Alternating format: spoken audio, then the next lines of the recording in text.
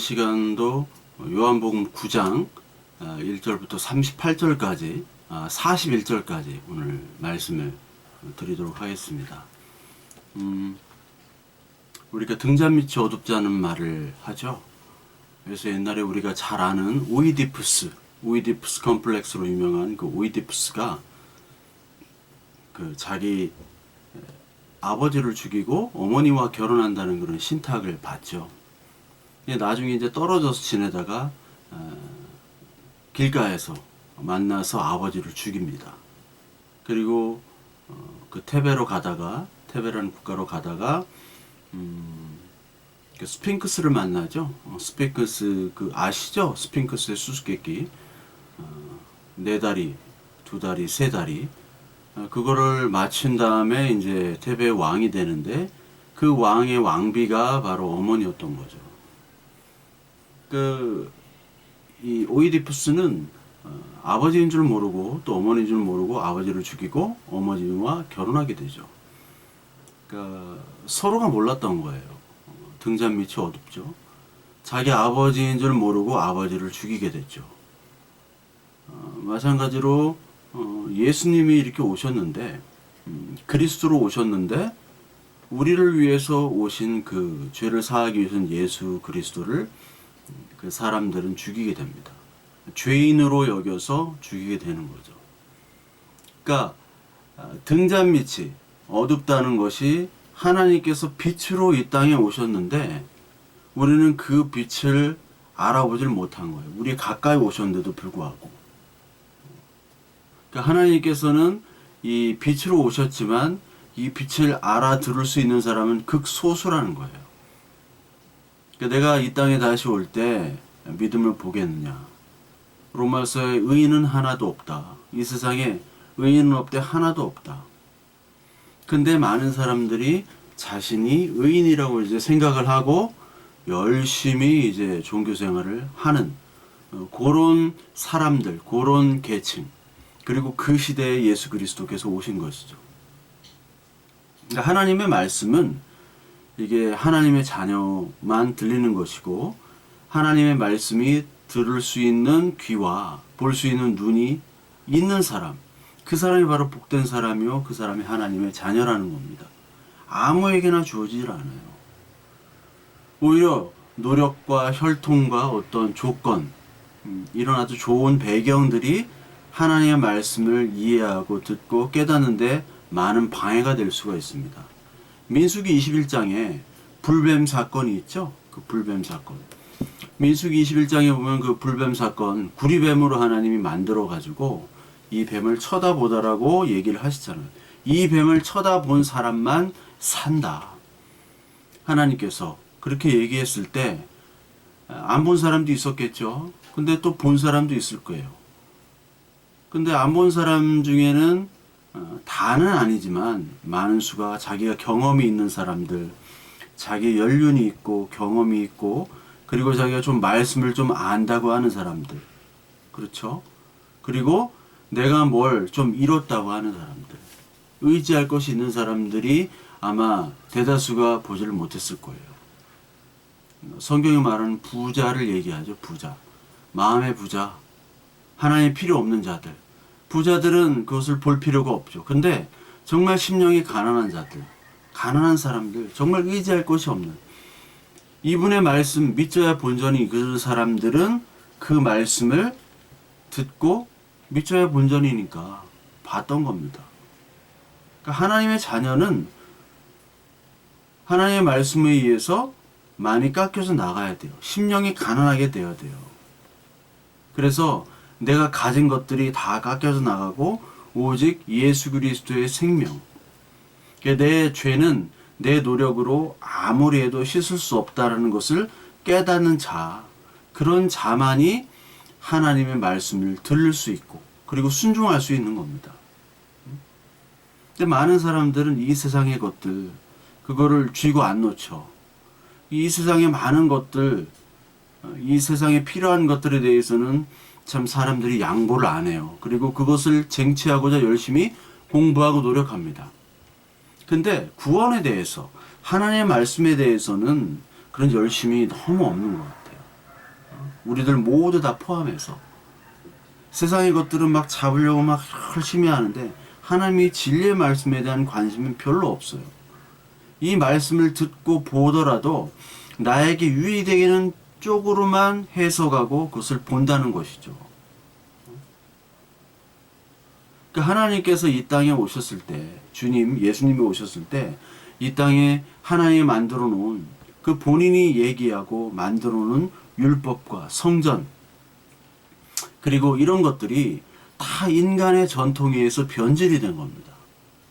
변질이 돼가지고 다른 하나님이 만들어졌어요. 그러니까 예수님이 딱 오셨을 때 하나님의 말씀을 얘기했을 때 그 사람들이 받아들이질 못하는 거예요. 그러니까 실제와 인간의 전통으로 나온 종교, 그 복음과 종교는 그 간격이 너무나 벌어져 있는 거죠.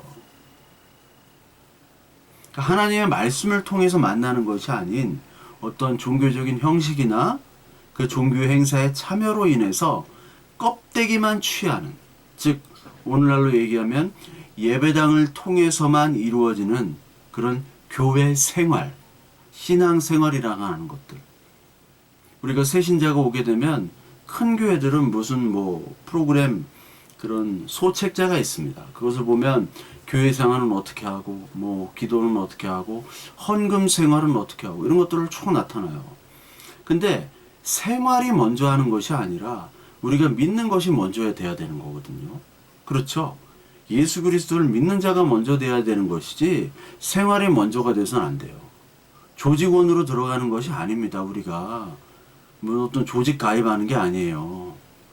그러다 보니까 이런 교회 생활을 통해서 뭐를 배우게 되느냐? 기복부터 배우게 돼요. 복 받는 것부터 배우게 되고요. 조직부터 받게 됩니다. 거기서 조직 안에서의 기복. 그러니까 하나님의 말씀 안에서 내가 자녀가 되는 것이 원리고 그것이 순리인데 그것이 거꾸로 되죠. 순서가 바뀌게 됩니다. 그러다가 보면은 하나님과 전혀 다른 하나님이 원하시는 하나님의 자녀가 아닌 하나님이 원하시지 않는 마귀의 자녀가 된다는 거예요. 종교. 그러나 종교적으로 너무나 열심히 형식은 갖춰졌지만 그 껍데기만 가지고 있는 하나님의 말씀의 내용은 전혀 없는 가짜가 된다는 겁니다. 그것도 열심의 가짜. 여러분 한번 기복의 열심의 가짜가 되면요. 하나님의 말씀이 계속 들어와도요.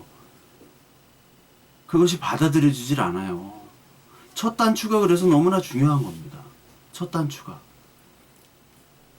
이 바리새인들은 지금 이 눈을 뜬 이 소경, 맹인을 계속해서 공격합니다. 그러면서 예수님도 같이 공격하죠. 이 자들은 법을 따르지 않는 자다. 이 자들은 죄인이다. 그래서 끝까지 죄인이라고 얘기해요. 그 소경을 그 9장 34절에 너희가 온전히 죄 가운데 나서 우리를 가르치려 하느냐. 네가 소경이니까 넌 죄가 많은 자 아니야. 솔직히 말하면 너 병신 아니야. 사람 취급받지 못하는. 근데 네가 우리를 가르치려고 들어? 죄인이? 그 끝까지 하나님의 은혜를 받는 이 자녀에게 그들이 가지고 있는 율법적인 잣대로 죄인이라고 취급을 하는 겁니다. 그 사람들이 법을 만들고요. 그 사람들이 율법을 심판했어요. 지금 아프가니스탄 같은데 샤리아법 그걸로 심판하고 사람을 죽이잖아요. 마찬가지로 이 바리새인들이 그랬다는 겁니다. 여러분 그 세상의 그 판사들의 판결을 보면 이해가 안 되는 부분들이 많이 있죠. 근데 이 판사들 여러분들 잘 아셔야 돼요. 왜 이 판사들은 이해가 안 되는 저런 판결을 할까? 이게 법이 있는 곳인가? 그렇게 생각을 합니다. 근데 이 판결이라는 건 사실 여러분 판사에게 또 검사에게 마찬가지입니다. 함목적성보다 합법성이 더 우선인 겁니다. 함목적성. 이 말이 뭐냐? 함목적성이라는 것은 우리가 죄를 심판을 하고 그리고 죄에 대한 형을 집행하고 이런 것들은 그것을 위한 것이 아니라 정의사회 그리고 범죄를 교화시키고 그런 것들이 우선이잖아요. 안전과 만인들의 행복 이런 것들을 위한 것이 한 목적성인데 그것보다도 합법성, 이것이 합법적인 것인가를 더 우선시하는 겁니다. 그래서 혹자는 판사를 뭐라고 얘기하느냐? 판사는 정의를 아는 자가 아니라 법리의 절차를 아는 자가 바로 판사라고 얘기했어요. 이 죄를 진 사람을 어떤 절차에 의해서 또 정해진 법이 있지 않습니까? 그 법률에 의한 절차에 따라서 이 사람을 기소하고 또 그 사람에게 어떤 그 법을 적용하고 그리고 판결하는 그 모든 과정들은 일반인이 할 수 없는 거거든요. 전문가가 필요한 겁니다. 그래서 법리에 따른 절차를 아는 사람이지 정의를 구하는 사람이 아니에요. 여러분 반드시 아셔야 돼요. 그러니까 우리가 상식과 우리의 상식과 다른 어떤 판결이 나올 때가 많이 있는 것이죠. 마찬가지입니다. 바리새인들이 재판관이었단 말이에요. 이 당시에. 이 사람들은 한 목적성이 뭐예요? 율법의 한 목적성. 죄를 깨닫고 하나님의 복음으로 들어오는 자가 바로 역할을 하는 것이 바로 율법인데 그것이 중요한 게 아니에요. 이 율법의 기준에 따라서 이 사람이 죄냐 아니냐 내가 심판하겠다는 거예요. 합법성이 중요해요. 그러니까 많은 사람 심판하죠. 예수 그리스도를 통해서 눈뜬 사람도 심판해서 죽이려고 하죠. 예수님도 죽이게 되죠. 구원이 중요한 게 아니에요. 자기들도 구원을 받아야 되는데 구원이 중요한 것이 아니라 이 사람이 율법을 어겼느냐 안 어겼느냐 그것이 중요한 겁니다. 죄사함 은혜가 중요한 게 아니라 이 율법과 성전의 법 그것도 인간의 전통에 의해서 만들어진 법 절차를 중요시 여기는 거예요. 그러니까 이 사람들은 그 법 절차만 알지 진짜 예수 그리스도 오신 목적 거기에 우리가 다 같은 죄인이며 하나님의 은혜 안에서 내가 구원을 받아야 될 존재라는 것을 깨닫지를 못하는 겁니다. 이 가장 불쌍한 사람들이에요. 열심히 하나님을 섬긴다고 하면서도 하나님을 섬기지 않는 정말 바보 같고 어리석은 사람이에요. 이 사람들은 내가 가지고 있는 경험, 그리고 내가 가지고 있는 법적인 권위 이런 것들을 자랑하죠. 여러분들 어떤 경험과 연륜 이런 것들은 사회생활 할 때 상당히 도움이 됩니다. 연륜이 많은 자 우리에게 도움을 줄 수가 있어요. 그러나 여러분 복음에서는 방해될 때가 많습니다. 내가 신앙생활을 얼마나 했다. 그리고 내가 뭐 목사로서 이렇게 경력과 연륜을 쌓았다. 이런 것에 큰 의미를 두지 마세요. 그런 분들. 그리고 그것에 권위를 둬서도 안 됩니다. 자랑할 것도 아니고 따라서 존경할 것도 없어요. 물론 인간적으로는 존경하십시오. 잘 대해주고 서로. 그러나 복음 안에서 예수 그리스도 안에서는 그 사람을 존경할 것이 없단 말이에요. 누구냐?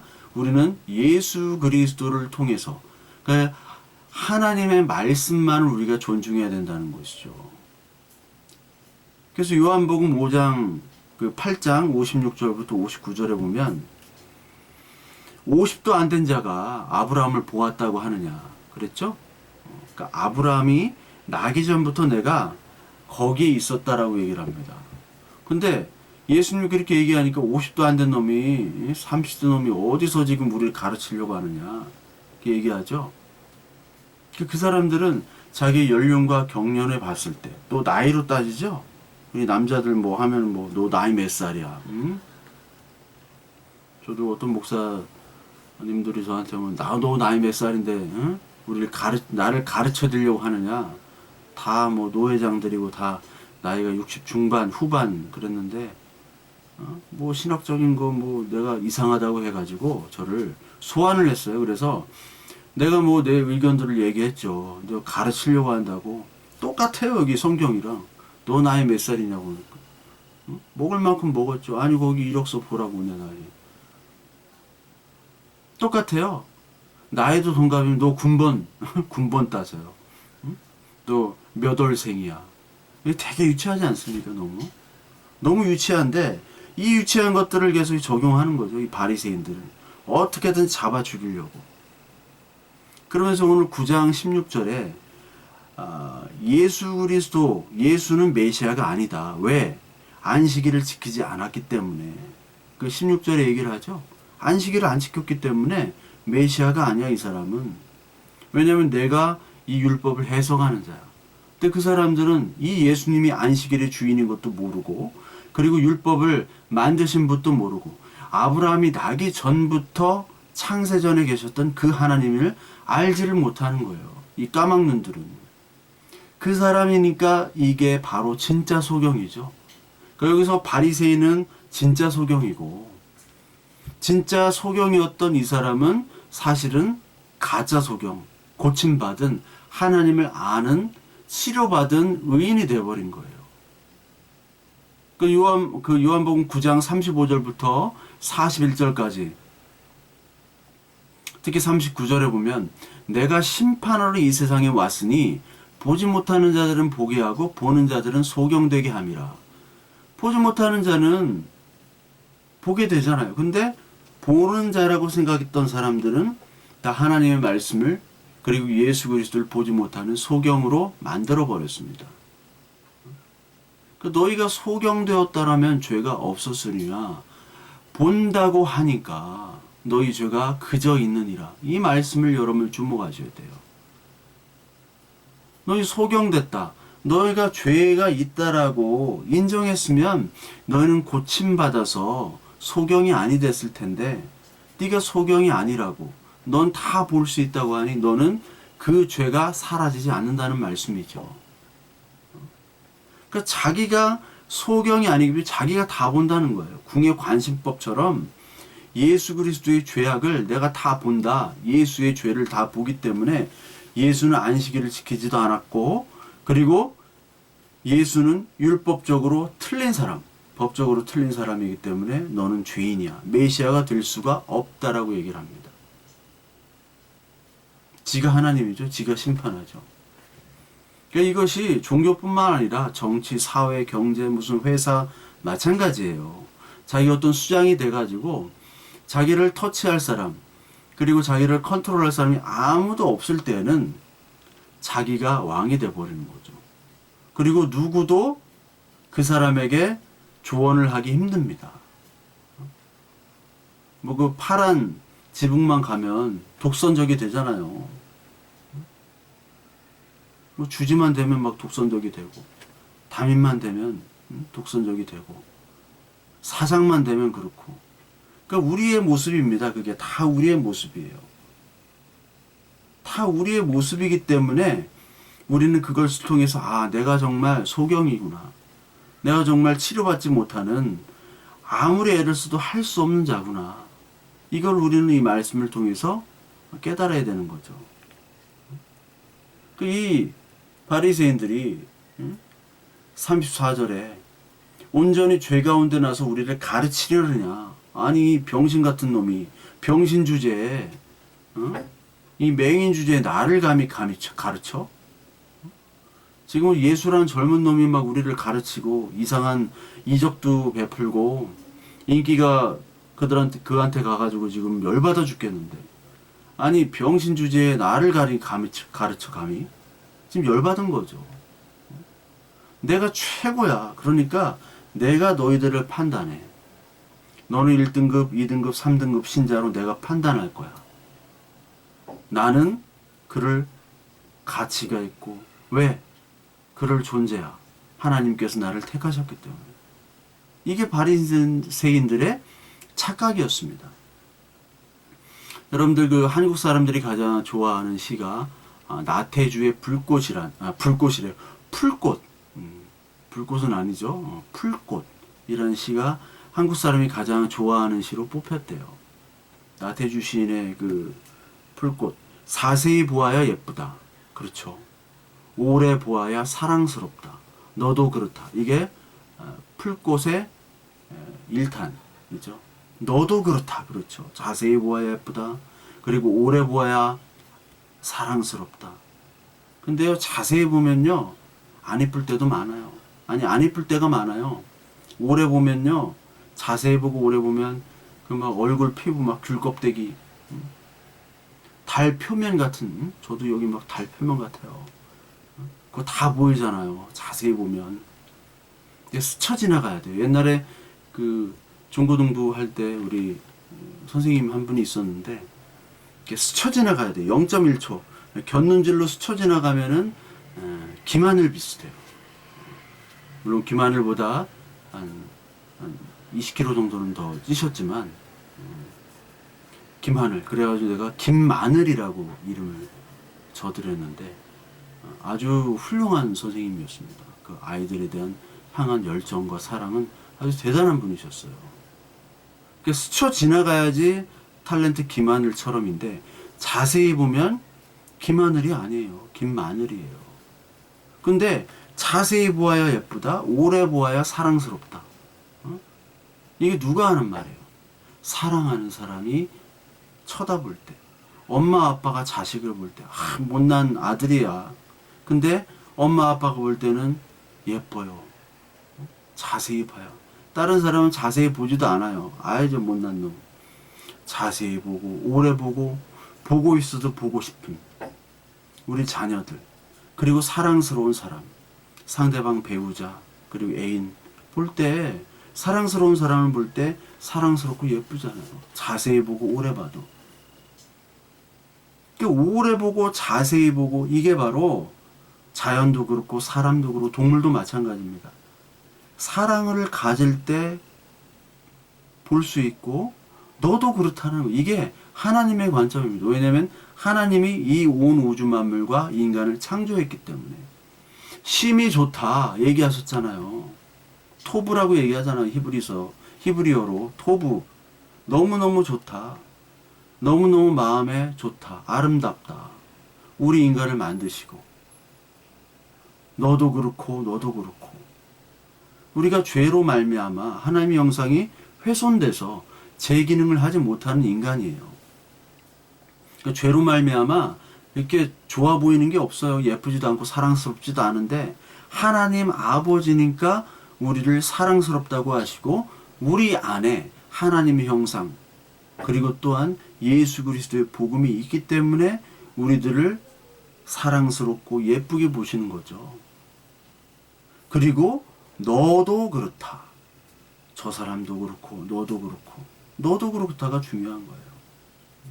선지서 보면은 선지자들이 계속 책망을 하죠. 망한다, 벌 받는다, 심판 받는다. 그러면서 맨 마지막엔 똑같아요. 널 사랑한다 하나님이. 돌아와라. 하나님은 너를 잊지 않는다. 언약으로 너를 택했다. 처음에는 계속해서 심판하고 비난하고 책망하고 비판하는데 그 다음에는 계속 마지막은 널 사랑한다로 끝내요. 근데 바리새인들은 하나님의 마음, 이 마음을 모르죠. 내가 진짜 선지자, 내가 진짜 참 하나님의 말씀을 전하는 자로 착각하고 나는 하나님의 자녀야. 근데 너는 아니야. 그 풀꽃의 시에서 너도 그렇다가 아니라 나만 그렇다라는 생각을 가진 사람이 바로 바리새인들이었습니다. 나만 예쁘고 나만 하나님이 원하시고 나만 하나님의 자녀야. 너는 아직 멀었어.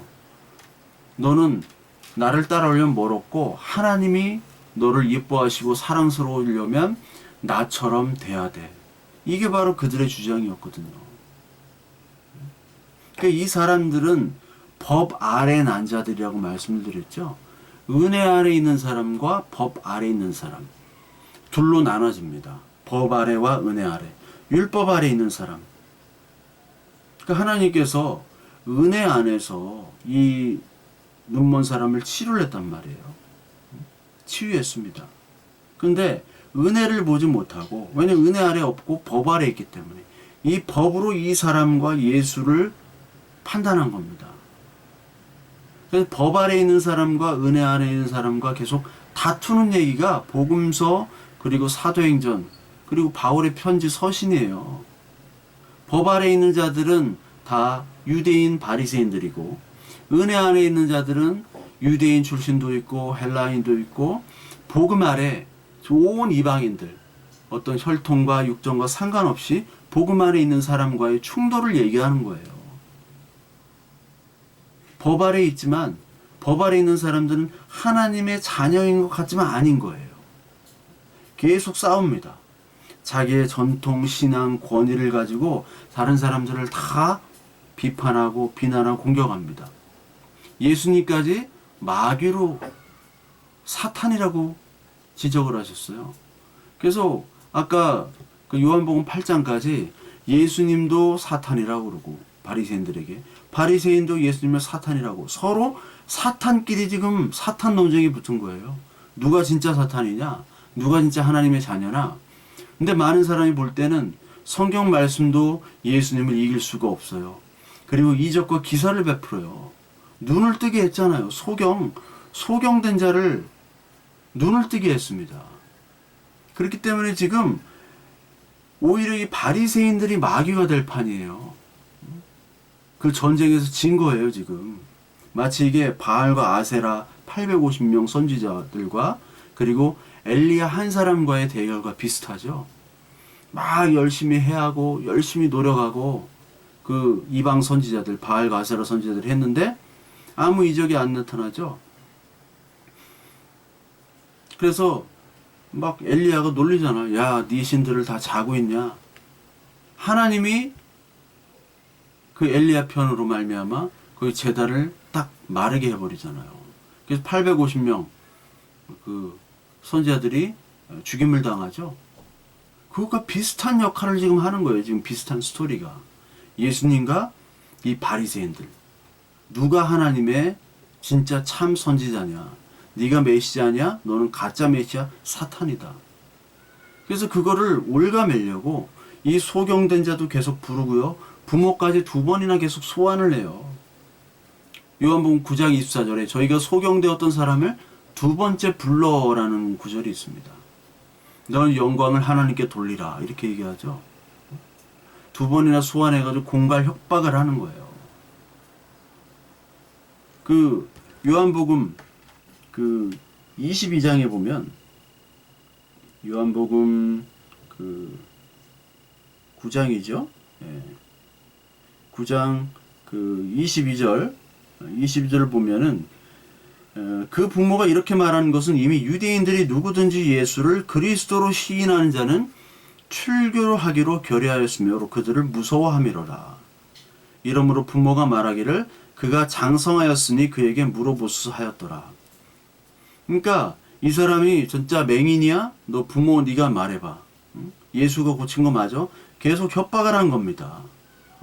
계속 협박을 해요. 그러니까 지금 어떻게 해서 눈을 떴는지는 우리가 모릅니다. 이렇게 둘러댄 거죠. 근데 이 부모나 이 맹인되었던 사람, 소경이나 그 주위에 있는 사람들은 다 예수를 메시아로 이미 마음속에 인정을 하고 있는 거예요. 그러니까 예수를 처음에 예수와 막 하다가 이제 소경된 자와 소경된 자의 부모를 갖다가 막 불러서 족치는 거죠. 무서워. 출교당하는 게 무서우니까. 출교를 당하면요 같이 어울러 살 수가 없어요. 지금은 뭐 도시에서 뭐 옆에 집사람하고도 옆 집사람하고도 얘기도 안 하고 살 수도 있지만 이 당시에는 살 수가 없는 사회입니다. 예, 출교를 당하면. 바울이 어땠겠어요? 바울이 바리새인으로부터 출교를 당했다. 이건 엄청난 거예요. 아무것도 못, 팔다리 다 자르고 목까지 잘라버리는 죽으란 얘기거든요. 그 죽음을 각오하고 예수 그리스도를 믿은 겁니다. 그리스도를 따른 거예요. 복음이 그거예요. 자기 직업들 다 내팽개치고 제자들이 따랐죠. 바울이 그 좋은 출세의 길들 다 그리고 집안으로부터 다 제명당했어요. 친척 유대교로부터. 연을 끊었다니까요. 가족과 바울이. 끊을 수밖에 없어요. 사람들이 죽이러 달라드는데. 여러분 이슬람의 명예살인 그거 아시잖아요. 그거랑 비슷한 거라고 보시면 돼요. 그러니까 그렇게 예수가 고친 거 아니지, 너 원래부터 소경 아니지, 예수님을 어떻게든 폄하하려고, 메시아가 아님을 부인하려고 그렇게 하면서 이 사람들은 뭐라고 얘기하느냐? 거기다 하나님을 둘러대죠. 하나님. 24절에 너는 영광을 하나님께 돌리라. 우리는 저 사람이 죄인 줄 아노라. 너는 영광을 저 예수란 사람에게 돌리지 말고 우리에게 돌려라. 우리가 믿는 그 모세의 율법에게 돌리라. 나에게 돌리래요. 하나님께 돌리라는 게 아니라 나에게 돌리라는 거죠. 우리는 저 사람이 죄인인 것을 안다. 그러니까 여러분, 가짜들은 항상 늘 자기의 뜻과 고집과 자기의 이익과 욕심을 하나님의 뜻과 하나님의 영광으로 포장을 합니다. 그러니까 그런 말씀 설교들을 여러분 다 분별하실 거예요. 그것들 자기의 유익을 갖다가 늘 하나님 영광과 하나님의 뜻, 이거 하나님의 뜻입니다, 이렇게 얘기해요. 가짜들은 할렐루야 아멘을 입에 달고 살면서 하나님의 뜻이 아닌 자기의 뜻을 종교적인 용어 그리고 사람들에게 어떤 표정 이런 것들로 자꾸 하나님의 뜻으로 강요를 시켜요.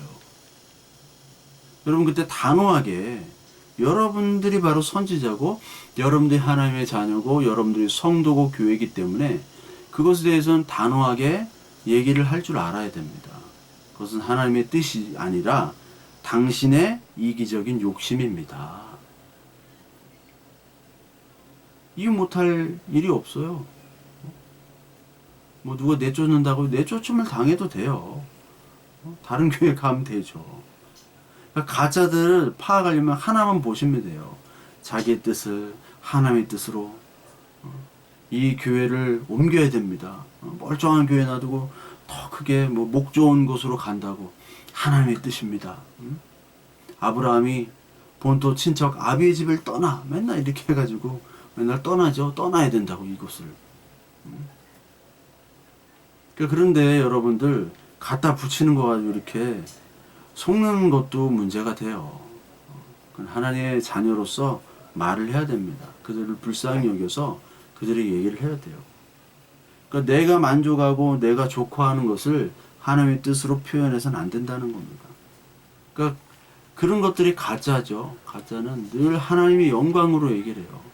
내 영광으로 얘기를 할 수는 없잖아요. 이 8장, 9장에서 특히 이제 9장 처음에는 예수와 바리새인과의 대결이었는데 지금은 이제 바리새인들과 고침받은 소경과의 대결로 바뀌어버려요.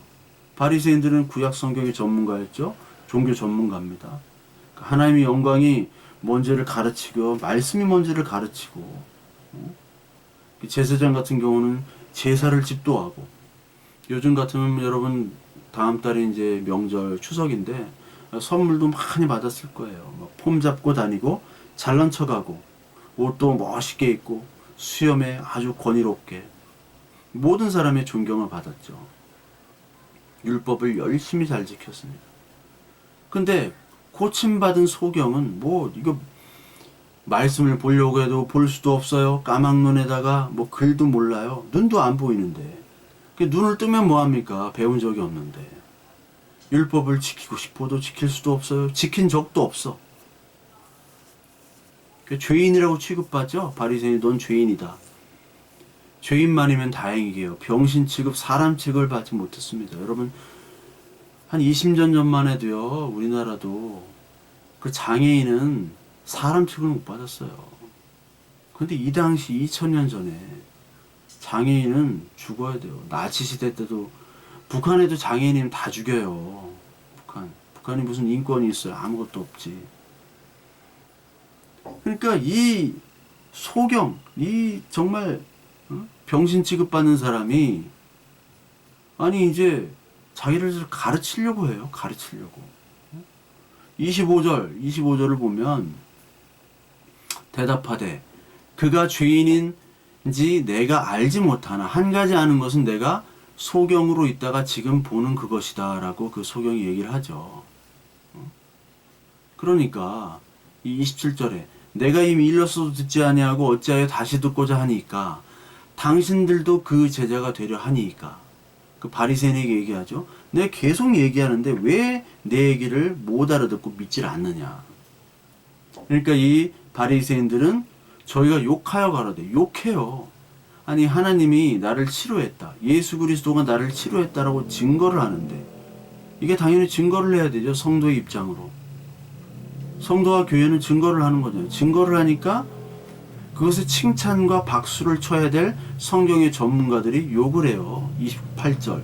저희가 욕하되 너는 그의 제자나 우리는 모세의 제자다. 너는 예수의 제자지 예수가 고쳤지 우리는 모세의 제자야. 모세가 얼마나 위대한지 알아?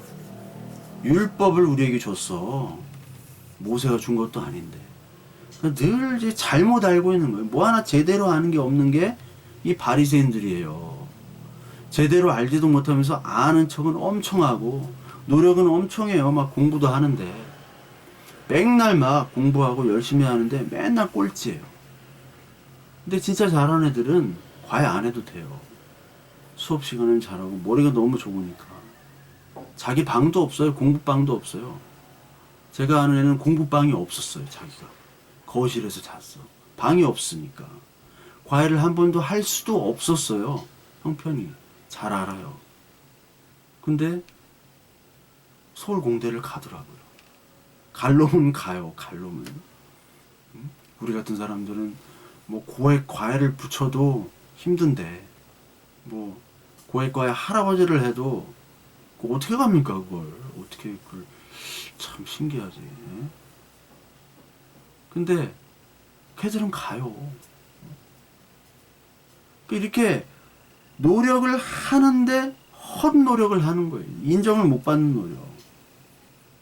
오히려 내가 과외도 안 하고 그냥 아무것도 안 하고 내가 그런 좋은 대학을 갔다라고 하면 공격이에요. 너 속으로 너 실제로 말해봐. 솔직히 얘기해봐. 너 과외했지? 니네 집 부자지? 이렇게 공격을 한다는 거예요. 하나님의 은혜를 얘기했는데 못 알아듣고 공격을 합니다. 그러면서 이 모세의 제자다. 그래서 29절에 보면 하나님이 모세에게 말씀하신 줄을 우리가 알거니와 이 사람은 어디서 왔는지 모른다. 이 예수는 어디서 온지 모른다. 뭐 능력은 있는 것 같으나 이 사람은 모세의 율법을 어겼기 때문에 하나님이 보낸 자가 아니다라고 얘기를 합니다. 하나님 보낸 자가 아니다. 그러자 30절부터 33절까지 이 사람, 이 소경된 자가 얘기하죠. 소경된 고백. 소경된 고백이 뭐라고 얘기냐면 그 사람이 대답하여 이르되 이상하다. 이 사람이 내 눈을 뜨게 하였을 때 당신들은 그가 어디서 왔는지 알지 못하는도다. 하나님이 죄인의 말을 듣지 아니하시고 경건하여 그의 뜻을 행하는 자의 말은 들으시는 줄을 우리가 아나이다. 창세 이후로 맹인으로 난 자의 눈을 뜨게 하였다 함을 듣지 못하였으니 이 사람이 하나님께로부터 오지 아니하였으면 아무 일도 할 수 없으리라. 이렇게 얘기해요. 창세 이후로 소경 눈뜬 자를 듣지 못했다. 그러니까 하나님께로부터 오지 않으면 이런 일을 할 수가 없다라는 거죠. 그리고 두 번째로 이 사람이 뭐라고 얘기냐면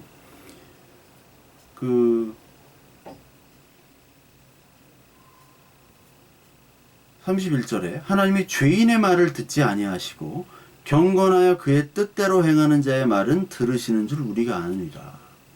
죄인의 말은 듣지 않고 경건하고 뜻대로 행하는 자의 말은 들으시는 줄 우리가 아나이다. 야, 벌써 이 소경된 자의 고백을 한번 보십시오. 이 사람의 고백을 보면 죄에 대해서도 알고요. 경건에 대해서는 개념을 얘기를 해줘요. 죄인은 하나님을 그 뜻대로 행하는 자의 반대죠. 경건하다는 것은 그의 뜻대로 행하는 자의 경건. 그리고 죄라는 것은 소경. 자기가 소경되고 자기가 죄인인 것을 모르는 자가 바로 죄인이죠. 죄인의 개념이. 하나님 불필요한 사람들. 이게 다 죄인이에요. 경건은 종교적인 경건이 아니라 예수 그리스도가 그 안에 있는 사람이 만약에 경건한 거예요. 그러니까 나는 지금 은혜 가운데 예수 그리스도 치료받은 사람, 즉 경건한 자가 된 겁니다. 이걸 얘기하고 있어요. 치료를 해준 것도 하나님이고, 그리고 이 모든 경건함, 그리고 죄인인 것은 듣지 아니하고, 나는 죄인이지만 하나님이 치료해 주신 의인, 나는 내가 소경임을 너무나 잘 아는 사람이기 때문에 하나님의 뜻대로 나를 건져주셨다. 하나님의 은혜로 말미암아 이 고백을 지금 하고 있는 겁니다. 바리새인들은 이 얘기가 무슨 얘기인지도 몰라요. 전문가들이 가르쳐줘야 되는데 전문가들이 오히려 알지를 못하고 아무것도 모르는, 율법도 모르고 말씀을 본 적도 없는 이 소경이 은혜로 단박에 알아버리죠. 그러니까 여러분, 이 하나님의 뜻과 하나님의 일이 여러분 어디서 막 훈련받고 배우고 그래서 되는 것이 아니에요. 그렇게 되는 게 아닙니다. 여러분, 제자훈련 그 옥하는 목사 그 사랑의 교회 하는데 그 제자훈련의 교회들 그 교재들이 다 내비게이터에서 온 거거든요. 내비게이터 그 도슨 트로트만이 뭐라고 얘기하냐면 제자는 훈련되어지는 것이라고 얘기해요. 이것은 제가 볼 때는 반은 맞고 반은 틀릴 수도 있어요. 하나님의 자녀, 뭐 제자가 아니라 전 제자보다 하나님의 자녀는 훈련으로 만들어지기도 하죠. 성수 때문에서. 그런데 사실은 단박에 만들어지는 겁니다. 단박에. 이 소경처럼 하나님의 빛이 우리를 확 때리는 거예요. 한 번에 때리는 거예요. 그래서 우리가 그동안 생각했던 것들, 종교적인 것들, 그리고 어떤 세상적인 것들, 이런 것들이 다 무너져 내리게 됩니다. 한 번에. 그리고 성철 스님이 있죠. 성철은 돈돈을 얘기했고, 그 고려시대 때 그 진울, 보조구사 진울은 도노 점수를 얘기했죠. 도노 점수. 그러니까 깨달음이 쌓이고 쌓여야지 또 깨닫고 쌓이고 그렇게 해서 점진적으로 발전하는 것이다. 근데 성철은 돈돈이다. 한꺼번에 깨닫는 거다. 성철은 맨날 뭐 여러 가지 수행을 했잖아요. 그래서 성철의 말을 들으려면 삼천배 하고 가서 보면 아니 무슨 뭐 사기꾼 얘기를 이렇게 들으러 왔냐. 땡중 얘기 왜 들어왔냐 이놈아. 그 성철이 여러 가지 수행을 했지만 사실 어느 단계로 올라가는 깨달음의 한계를 그는 느낀 것 같아요. 이렇게 수행을 해봐야 내가 변하지가 않거든. 어느 정도에 가지만 내가 언제 이 모든 수행이 물거품이 될지 모른다는 것을 그는 잘 알고 있어요. 왜 그럴까요? 초월적인 하나님의 빛이 없었던 사람이기 때문에, 내가 하나님으로 내가 열심히 수행하려고 했던 사람이기 때문에 그런 거예요. 인간의 연약함을 그는 알지만 그것을 극복하려고 노력을 했어요. 그렇지만 하나님의 이 초월적인 은혜가 없이는 아무것도 아니에요. 즉 지난 시간에도 얘기했듯이 어둠 속에서 아무리 발버둥 치고 노력을 한들 하나님은 그 노력을 인정해 주지 않는다. 구원에 있어서, 복음에 있어서 절대 인정해 주지 않는다라는 겁니다. 그러니까 저와 여러분들이 열심히 종교적으로 뭐 어떤 인격적으로 둬야 한들 하나님 안에서가 아닌 이 세상 안에서 하나님 밖에서 행하는 모든 선하다고 하는 행위들, 사람들이 칭찬하고 행하는 행위들은 하나님께는 절대로 칭찬받거나 선한 행위가 아닌 거예요. 단 0.1%도. 예수 그리스도의 죽음, 하나님의 은혜만이 우리를 선한 자녀로 거듭나게 하는 겁니다. 그래서 갈라디아서에서 계속 로마서에서 하는 얘기가 뭡니까? 이런 종교적인 노력들, 이것들을 열심히 더하는 것, 이것은 헐었던 것을 다시 세우는 것이다라고 얘기하잖아요. 헐었던 것. 예수님이 오셔서 성전을 헐다고 얘기하시죠. 그리고 율법을 폐하고 율법을 내가 완성한다고 얘기하시는 거예요. 그게 바로 하나님의 은혜로 예수 그리스도의 죽으심으로 가능한 거거든요. 근데 그 죽으심과 예수 그리스도를 헛되이, 예수 그리스도의 죽음을 헛되이 하는 것이 율법적인 행위의 열심이라는 거예요. 율법적인 행위의 열심은 인풋을 열심히 하면 아웃풋으로 들어온다. 결과가 도출된다. 이것이 바로 사실은 기복이에요. 결론은. 한 번에 하나님은 때려버린다고요. 소경도 한 번에 변화시켰고요. 그리고 십자가 그 강도에도 한 번에 변화시켰습니다. 바울 얼마나 열심히 율법을 지켰고 평생 흠이 없는 사람이라고 얘기를 했겠어요. 그런데 그는 복음이 아닌 법 아래에서 어둠에서 열심히 했어요. 그는 한 번에 다메섹에서 예수 그리스도를 만난 다음에 비로소 그때까지 소경된 것들을 비늘이 벗겨짐으로 말미암아 다시 보게 되죠. 제자들도 소경됐다가 다시 보내지게 되는 거예요. 3년간 다녀도 마지막에 예수 그리스도의 십자가 부인했잖아요. 성령 강림 후에나 하나님의 이 뜻과 하나님의 말씀을 깨닫게 된, 그때서야 진짜 소경에서 벗어나야 진짜 하나님의 말씀을 알고 듣고 보게 되는 거죠. 근데 이 바리새인은 아직도 자기들은 모세의 제자다, 하나님의 말씀을 거부합니다. 여러분, 모세로는 가나안 땅에 입성하지 않는 거 아시죠? 모세 율법적 자아는 죽어야 됩니다. 모세가 죽어야 돼요. 여호수아 복음, 그리스도의 복음으로 거듭난 자로 들어가야 돼요. 요단강 건널 때, 그 광야 들어갈 때, 가나안 입성할 때 제사장이 언약궤 들고 언약궤 먼저 들어가잖아요. 즉 예수 그리스도의 피를 묻힌 이 언약궤, 예수 그리스도 자체가 먼저 들어간다는 거예요. 모세는 그 전에 죽지요. 느보산에서 죽어요. 소리 없이 죽습니다. 무덤도 없어요. 무덤을 어디에 뒀는지 몰라요. 유다서에서 나오죠. 뭐 마귀와 다퉜다 뭐 그런 얘기가 있잖아요. 무덤이 없습니다. 율법은 예수 그리스도의 때만, 그 전까지만 가능한 것이고 언약 때까지만 효력이 있다고 계속해서 얘기하잖아요. 제가 설교를 계속 했고 히브리서, 갈라디아서, 로마서 계속 나오죠. 그러니까 모세, 율법, 언약궤, 성전, 예수까지. 인간 예수. 인간 예수 이제 필요 없어요. 인간의 몸으로 왔다가 하나님께서 그리스도 메시아로 행하다 가셨는데 뭐 인간 예수를 또 찾아요. 다 없애신 겁니다. 이제 그리스도 하나님 말씀만 지금 남게 하신 거예요. 성령에 의해서 깨닫게 해주시는 겁니다. 그러니까 죄를 알게 하는 이 율법, 그리스도로 인도하는 그 율법, 그 율법은 예수 그리스도로 말미암아서만 온전해지는 것이고 그 율법 자체로는 구원이 불가능하죠.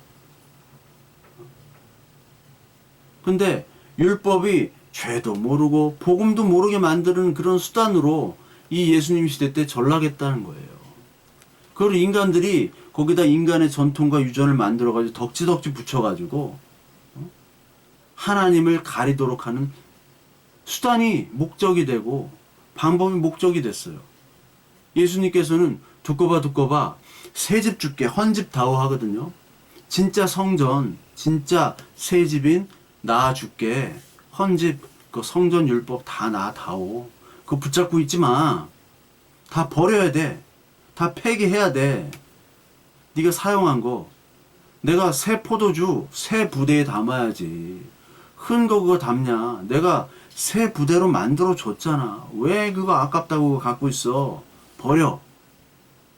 근데 안 버리고 그 율법 준수 자체를 목적이 돼가지고 열심히 종교생활 하는 거예요. 여러분, 예배당에서도 종교생활 자체가 목적이 돼서는 안 돼요.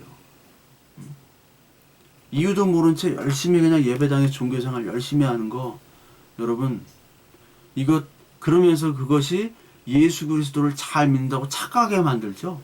예배 잘 드리고 기도 많이 하고 그 예배당 와서 앉아있으면 아, 참 너 참 신실하구나 착각하게 모든 사람, 나까지도 착각하게 만들어 버립니다. 근데 하나님은 착각하지 않으시거든요.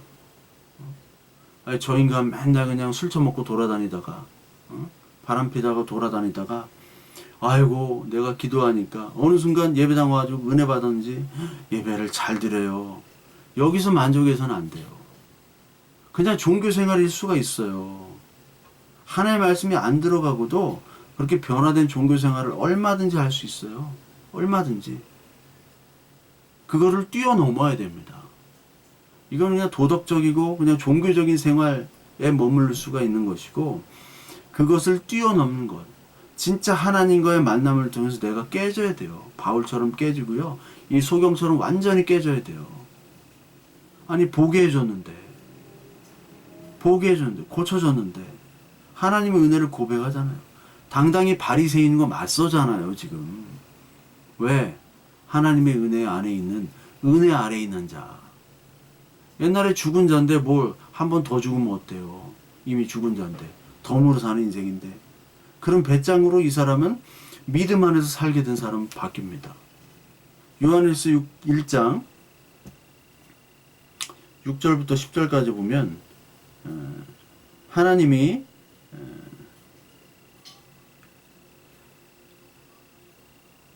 사귐과 있다 하고 어둠에 행하면 거짓말을 하고 진리를 행하지 아니함이거와, 이런 것이 있죠. 어둠에 행하는 것. 사실 어둠에 행한다는 것이 계속 말씀을 드리지만 종교 행위예요. 하나님과 사귐이 있다고 하지만 아직 어둠에 머물러 있다는 것은 종교 행위로 만족한다는 겁니다. 그가 빛 가운데 계신 것 같이 우리도 빛 가운데 행하면 우리가 서로 사귐이 있고 그 아들 예수의 피가 우리를 모든 죄에서 깨끗하게 하실 것이요, 만일 우리가 죄가 없다고 말하면 스스로 속이고 또 진리가 우리 속에 있지 아니할 것이요, 만일 우리가 우리 죄를 자백하면 그는 미쁘시고 의로우사 우리 죄를 사하시며 우리를 모든 불의에서 깨끗하게 하실 것이요. 우리가 만약 죄가 없다고 말하면, 소경이 아니라고 얘기하면 그것이 바로 죄인 거죠. 진리가 우리 속에 없는 거예요. 우리는 소경입니다. 우리는 부족한 자입니다. 우리는 가난한 자입니다. 하나님이 없으면 우리는 아무것도 아닙니다. 우리는 죽은 자 마른 뼈입니다. 하나님 주여 도와주세요. 나에게 빛을 비춰주시고 나에게 나의 눈을 보게 해주세요. 그 고백이 있는 자가 진짜 눈을 뜬 자죠. 계시록 3장 17절에 나는 부자라 부유한 것이 부족한 것이 없다라고 라우디게오에 얘기하죠. 근데 하나님의 진단은 네가 곤곤한 것, 가련한 것, 가난한 것, 여기에 또 하나 눈먼 것, 벌거벗은 것을 알지 못하는도다. 네가 부자라고 하는, 부자된 사람, 부자된 관원, 부자 청년들 다 천국 못 가잖아요. 네가 부자라고 생각하는 사람들은 아니라는 거예요. 네가 심령이 부자인 사람, 물질적 부자 뭐 다 포함입니다. 물질적 부자에도 심령이 가난한 사람 갈 수 있어요. 물질을 얘기하는 거 아니라는 걸 다 아시죠? 눈먼 사람. 그래서 하나님의 처방이 뭐냐? 불로 연단한 금을 사서 부요케 하라. 진짜 부요함이 뭔지 금을 사가지고, 여기서 막 금을 사서 진짜 부자가 된다는 얘기 아니죠? 그렇게 막 알아듣는 사람은 진짜 바보예요. 금, 연단된 금, 정금같이 나오리라. 믿음이에요. 성전 물품들, 제단들 다 금으로 만들었잖아요. 그게 예수 그리스도라는 상징입니다. 예수 그리스도로 너를 살찌라는 얘기예요. 흰옷을 사서 입어 벌거벗은 수치를 가리라. 네 죄의 수치를 그리스도의 흰옷을 사서 입어 내가 입혀줄게. 너 그냥 포도주와 젖을 사 먹지 말고 공짜로 줄 테니까 와라. 이사야서 55장 사서, 나 돈 없는데요. 그 돈 없으니까 내가 사줄게라는 얘기예요. 공짜로 입혀줄게. 혼인잔치에 공짜로 내가 입혀줄게. 다 준비되어 있어. 그냥 와. 근데 네 누더기 옷은 벗고 와. 신발을 벗고 누더기 옷을 벗고, 이게 다 모세 여호수아 다 나온 거예요. 에스겔 뭐 다 나오는 겁니다. 스가랴서. 응? 그 다음에 안약을 사서 눈을 바르래요. 안약. 눈, 오늘 소경 안약으로 고쳐서 눈에 발라보게 하라. 예수님이 안약이 돼가지고 흙에다가 진흙으로 침을 섞어가지고 치료하시죠? 그걸 얘기하는 거예요. 내가 고치마. 의원은 건강한 자가 필요 없고 자칭 의인들에겐 필요 없는 거예요. 병든 자에게야 필요 있느니라. 죄인에게, 소경들에게 필요한 겁니다. 여러분, 막 내가 가르치는데 은사가 있고 어떤 종교 행위에 익숙하고, 그것과요 예수 그리스도의 말씀과 부딪혀 그리스도의 말씀이 내가 진짜 소경된 자였구나 라고 이 소경된 나의 눈을 뜨게 하시는 그런 하나님의 인도하심과는 다른 겁니다.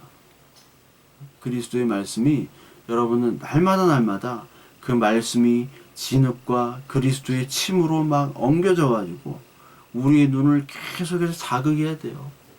계속해서 우리의 눈을 뜨게 해야 됩니다. 하나님의 말씀에는 눈을 감고 이 세상의 것들에는 우리는 눈을 너무 많이 뜨고 있어요. 저도 그렇고요. 제가 최고 그런 것 같아요. 여러분도 그렇고 모든 사람이 그렇습니다. 하나님께서 이 진흙 침으로 바르셔가지고 내 눈에다가 좀 붙여주세요. 자극을 계속 주세요. 우리 이 말씀을 우리는 계속해서 부딪혀야 됩니다. 예수 그리스도께서 우리를 이 말씀으로 찾아오실 때마다 우리가 종교적인 그것들이 다 떨어져 나가는 거예요. 아, 종교적인 것들이 다인 줄 알고 살았던 우리들. 이 종교적이란 얘기는요, 여러분 다시 말하자면 인간적이란 얘기, 그리고 세상적이란 얘기와 똑같아요. 종교는 인간이 만든 것이고 인간의 욕망을 투영한 것이 바로 종교입니다. 세상적인 거예요. 하나님의 말씀에 우리가 반응할 때마다 하나님 이 세상과 부딪히는 그런 은혜를 허락해 주세요. 하나님의 말씀에 반응할 때마다 이 세상과 부딪힙니다. 부딪히면요, 세상이 우리를 미워해요. 우리도 세상을 좋아하지 않게 돼요. 내가 그렇게 좋아했던 그 세상적인 종교적인 것들이 이제 싫어지고 멀어지고 이제 별로 가깝게 하고 싶지 않은 그런 현상들이 벌어지게 됩니다. 요한복음 7장 7절에 예수 그리스도께서 세상의 일들을 악하다고 증거하셨죠. 맞습니다. 이 세상의 것들이 악합니다. 많은 사람들 볼 때 이 세상의 것들이 악하다고요? 긍정적인 생각을 가지고 이 세상을 개혁하고 고치고 정말 하루하루 열심히 살아가야 되는데 그렇게 열심히 노력하는 사람들 그 노력들이 다 악하다고요? 예, 악해요. 어둠 속에선 다 악한 겁니다. 지금의 정치들 뭐 나라를 살려보겠다고 누구는 뭐 행주산성에서 뭐 백마를 타고 대통령이 되겠다고 막 서로 욕하고 막 현상을 보세요. 믿는 신자들이 모이면 맨날 그냥 뭐 주식이 어떻다 코인이 어떻다 맨날 그래요. 난 주식을 안 하니까 코인도 안 하니까 뭐 들리지가 않죠. 세상은 계속 세상을 추구합니다. 근데요, 진짜 하나님의 이 은혜로 내가 소경됐다가 그 진흙으로 내 눈을 고쳐주시면요, 그것들에 대한 관심이 별로 없어져요. 사라지게 됩니다. 아, 그것이 악이었구나. 그것을 통해서 하나님 멀게 하는 걸 사탄의 일들이구나 하는 걸 깨닫게 돼요. 요한복음 15장 18절 그리고 19절 말씀으로 오늘 마치겠습니다.